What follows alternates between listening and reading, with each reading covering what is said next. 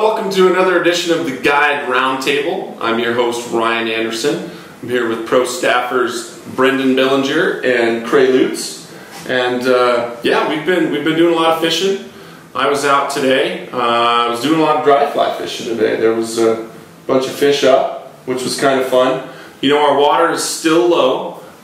They haven't bumped the flows yet, but it's made for some pretty awesome fishing.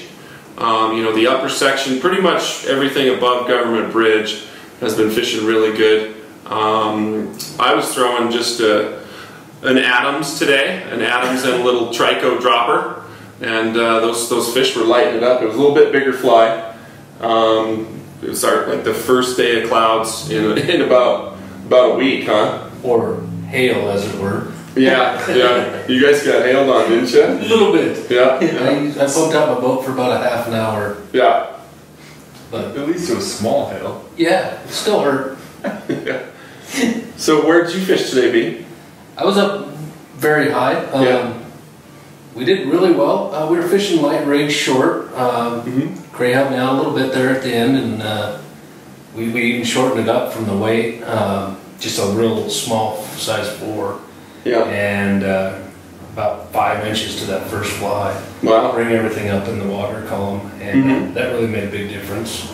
Nice. Lots of big fish. I was shocked. Yeah, they're fat too. Oh yeah, taking you out to the backing every single time. Yeah, and it seems like, you know, with this with the low water, these fish the water is definitely getting warmer, which I think Cray's going to talk about here in a minute. But it just seems like those big fish just stack in the fast water. Yeah. You know, they're up in there sucking on the oxygen, and it's fun. You know, it's like watching a fast ping pong game, but you can light them up. You know. Yeah. And it's hard to get off the river. Like, we kept doubling up, and I was like, it's good to end on a double, but you're still doubling, so you want to stay out there just a little bit longer. Yeah.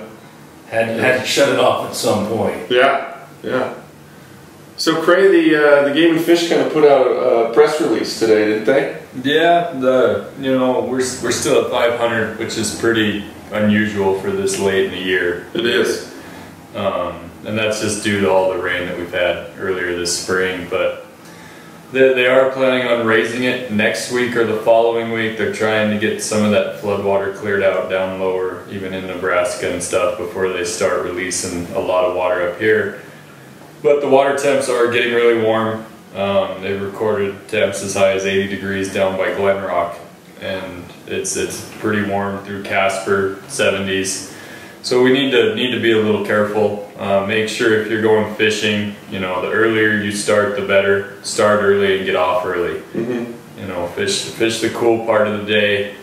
You know, really take time releasing those fish. Make sure they're okay. Try to spend as little time fighting them to the net. You know, get those fish in. A quick release isn't a bad thing right now. You know, they are hot, but you know, just because they're, you know, hot and active and jumping and fighting doesn't mean that they're not getting harmed. So yeah, you know, kind of got to take a little more time with the fish right now. But yeah, carry a thermometer. Carry a thermometer. If it hits, you know, check that water temp. If you're getting any temps, you know, mid 70s, you need to stop. 65. Yeah, even 65. No, yeah. You're done. That's what that was our rule last August when it was hot. Was if it hit 65, we shut it down. Yeah, it's not worth hurting fish. Yeah, so you can catch a couple more. Yeah, so you know, if you're down below Government Bridge, check the water temps. So yeah, you know, if you're focusing down below Government Bridge, carry a thermometer. You know, I know that those water temps are getting a little hotter. Anything through Casper and below, you know, I would probably avoid the Glen Rock water. If you know they're hitting temps of 80, I wouldn't even fish that at all. I mean, 80 degrees is hot enough to kill fish without you hooking them and stressing them out. So, right. You know, probably avoid that water. You know, we really care about this fishery, and so that's why we're bringing all this stuff up. But we also don't want to discourage you. You know, the Miracle Mile's fishing great. Right at Reef, all the way pretty much down to the bridge. It's been fishing awesome this week.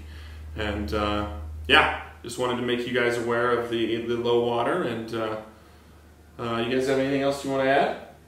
A lot of bugs hatching. Oh yeah. Tricos, yellow sallies, PMDs. With this water. Some caddis. Yeah. Speaking of warm water, we're getting some hatches that we are a little bit early. Yeah. You know, the tricos and the yellow sallies seem a couple weeks early to me. Yeah, you get your midges, all sizes of them, and yeah, it's pretty neat to fish all those bugs, you know. It's funny when we get off of these guide trips, the guides will look at what everybody's using. I don't think there's one fly that's the same. It's pretty funny. So, like, you were using this? Really? So that's my best fly. You caught fish? Yeah. All right, guys. Well, thanks for tuning in this week. We'll check in with you next week. But yeah, fishing's great. Also, Mark Bonhomme has been guiding some carp trips, and the reservoirs have been kicking out some really nice carp. So if you want to check out Pathfinder or Alcova, those are both fishing great as well. And go to WyomingFlyFishing.com. Mark's got some great summertime specials going on. So thanks. We'll check in with you next week. Yep. Thank you.